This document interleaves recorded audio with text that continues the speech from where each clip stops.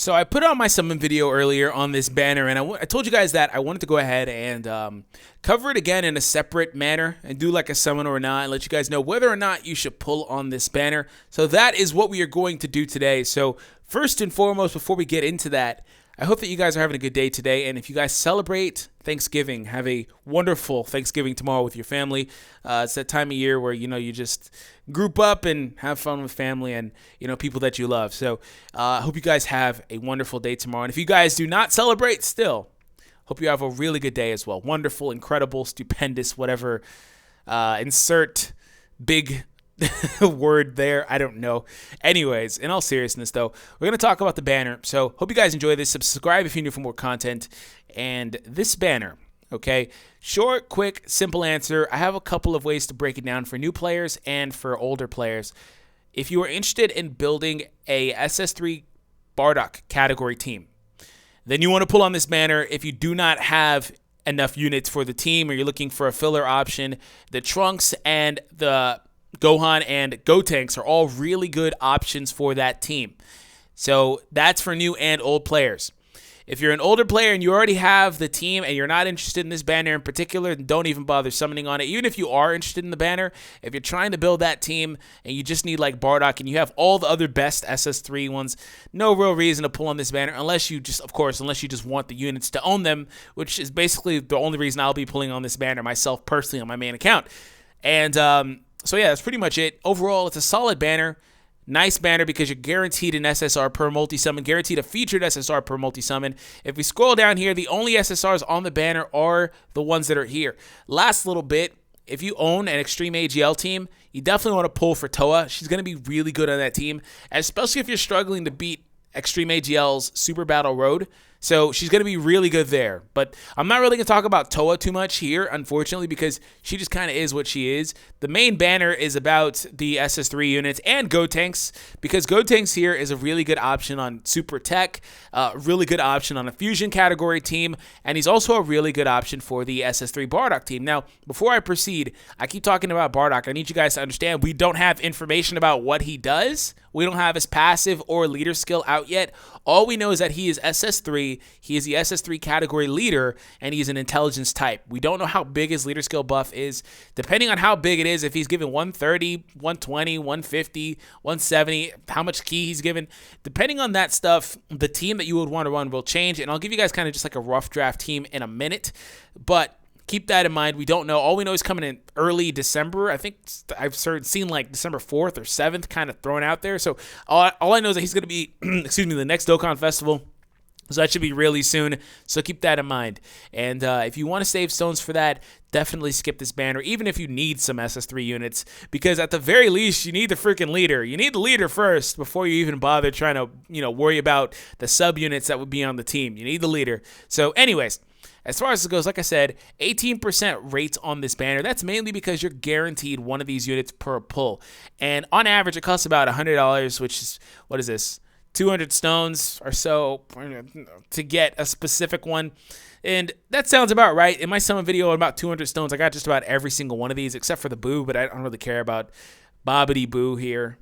Kid Boo, Bobbity, Absorbed, whatever. I don't care about that guy. He's not very good, even for Extreme Int, but that's another story. Anyways, the rest of these guys, okay, they all are pretty niche. Like Baby Janemba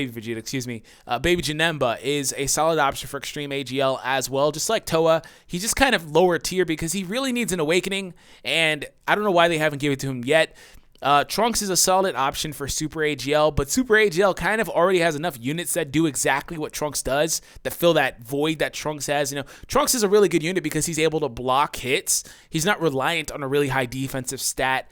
Like Super Saiyan 4 Vegeta, for example, which kind of would let him down a little bit if his defense get lowered or things like that. Trunks has that Janemba effect, so that's really cool. And he's like, I think the only AGL unit to have that. Well, also they have units like Caulifla, who's out there dodging with the best of them. They have units like Super Saiyan 4 Vegeta, yeah, but Super Vegito, who's able to mitigate damage outright. So AGL kind of doesn't really need him if you're worried about that team in particular.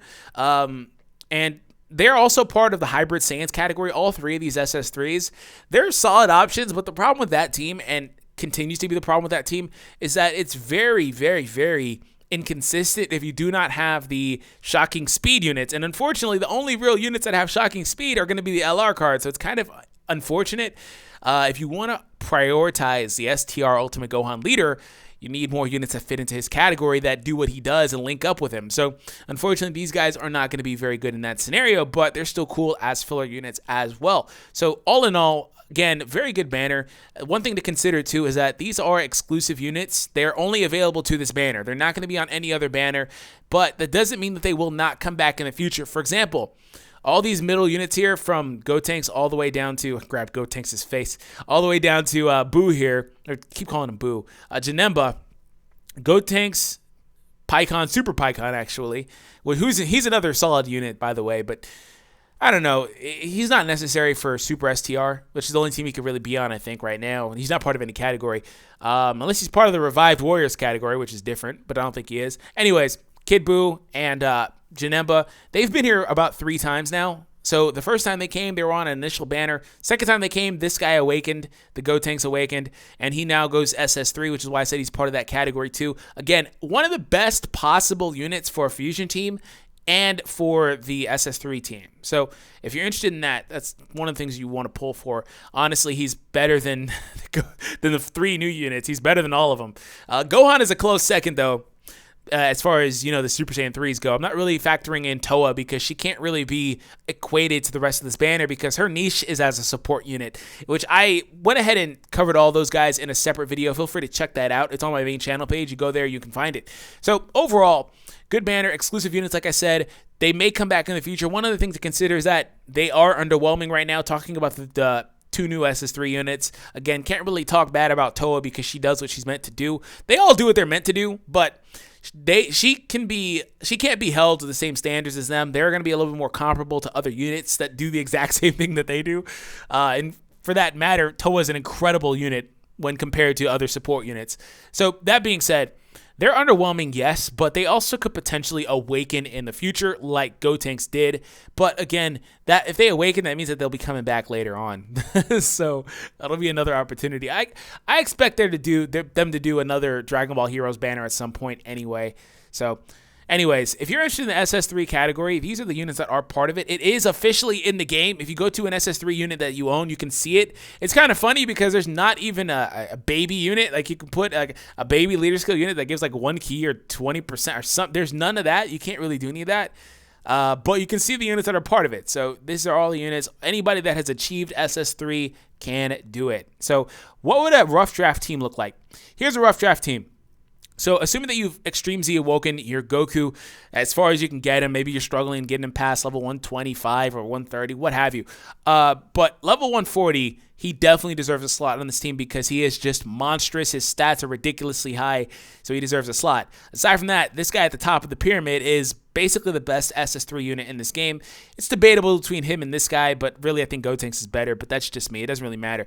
So aside from that, this, like I said, is going to be the basic outline for a team. You can actually drop one of these 2 right units for any other unit that you feel like fits in the team for your playstyle.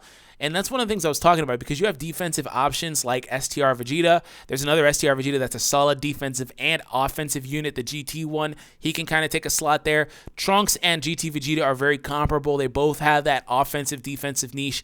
Gohan is going to be one of the harder hitting ones, especially if he awakens because he has a really good passive. Definitely has really good passive. Also has a little bit of defensive viability too. And they all share pretty much all the same links with each other anyway. Over in a Flash, Limit Breaking Form, Super Saiyan. There's going to be a very consistent theme of links between these units. Look at that star. And again, Bardock has to be the leader, so he's going to be the intelligence type. But you can replace any of those units on the right. But I feel like the other ones are pretty much shoe-ins. The 2 Gokus and the Gotenks have to be there. Broly is an option too, but he's basically the definition of a glass cannon in this game. He does not want to get hit if you power him up by giving him a lot of orbs.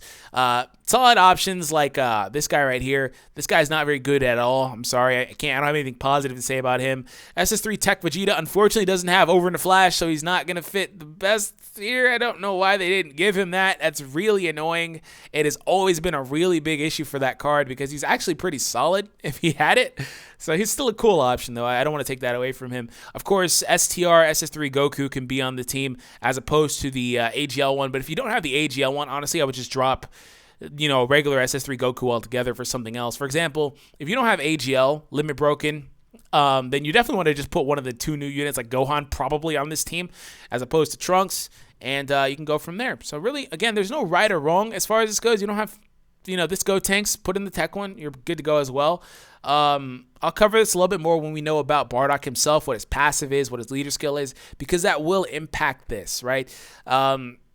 It also, again, depends on your playstyle. So hope you guys enjoyed this. Hope you guys learned something. And I'll be back whenever Bardock drops sometime in the next couple of weeks or so. If you guys are wondering about Global, if you see anybody in the comments asking about when Global's Gogeta is going to go live, let them know that tomorrow, midday, Pacific Standard Time, is when that goes live, about noon. So anyways, thank you guys. I'll catch you guys in the next one. Take it easy.